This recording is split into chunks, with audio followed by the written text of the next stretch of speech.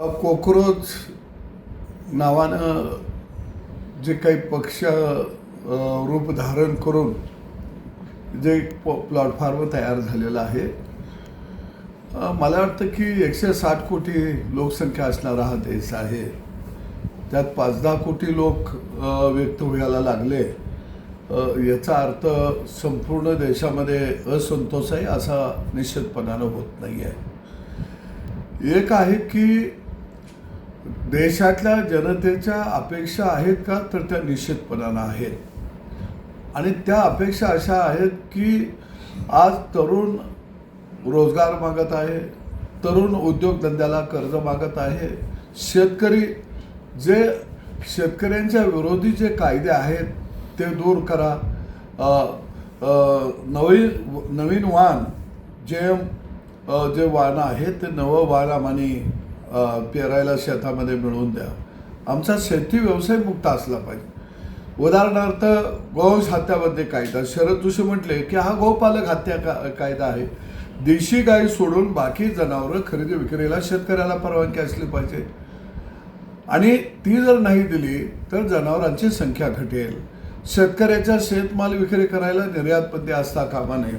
अशा वेगवेगळ्या भावना लोकांच्या आहेत आणि त्या अयोग्य असं म्हणता येणार नाही. परंतु एखादा कुठला तरी नवा प्लॅटफॉर्म आला आणि प्रचंड समाजामध्ये उद्रेक आहे हे म्हणण्याला काही अर्थ नाही. गरज नाही वाले बादल कभी बरसते नाही.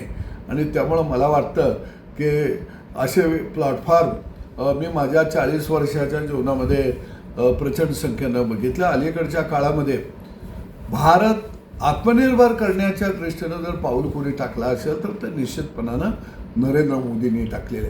परंतु काही लोकांना नरेंद्र मोदी नावाचा जोर चढलेला आहे, काविळी झालेली आहे आणि त्यामुळं बुडत्याला काडीचा आधार अशा पद्धतीनं काही माणसं आपल्याला लेकरू होत नसलं तर शेजाऱ्याच्या लेकराचा पाळणा तरी हलवायला मिळेल का, अशा पद्धतीनं काही राजकीय पक्ष आज देशामध्ये या कोक्रोचच्या बाबतीमध्ये भाष्य करताना मला पाहायला मिळत आहे. पण मी सरकारला सांगेन की नीटसारख्या परीक्षामध्ये घोटाळा होणं हे अत्यंत क्लेशदायक आहे.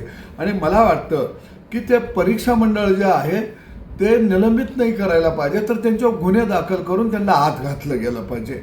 कारण लेकरा बाळांच्या जीवनाशी हा एक मोठा खेळ आहे आणि हे आजच घडतंय असं मला आता वाटत नाही. ही गेली अनेक वर्ष घडत असावी, याची चेनसुद्धा मोठी असावी.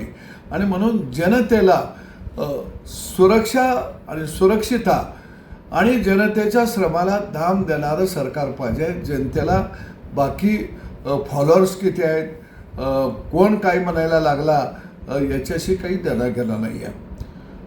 दुसरा भाग, सर्वोच्च न्यायालयाचे न्यायाधीश काय बोलले की जे बनावट डिग्र्या घेत आहेत, बनावट डिग्र्या घेऊन पदव्या घेत आहेत, यांच्याविषयी तरी काही शब्द वापरले.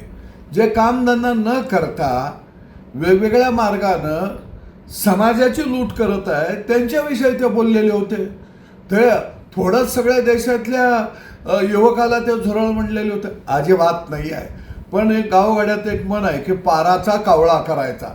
काही लोकांनी पाराचा कावळा करून आपल्याला नैवेद्य शिवता येईल का, आपल्याला मड्यावरच्या टाळूवरचं लोणी खाता येईल का, अशा पद्धतीचा एक गवगवा न्यायाधीशांच्या बोलण्याचा केलेला आहे. हेही आता यातून स्पष्ट सुज्ञान नागरिकाला ते समजत आहे. आणि म्हणून मला वाटतं की अशा लाटाबिटा काही येत नसतात. त्या लाटा येऊन काही चाटायच्या आहेत त्या का, कारण समाजाला खऱ्या अर्थानं पुढं घेऊन जाणाऱ्या नेतृत्वाची गरज आहे.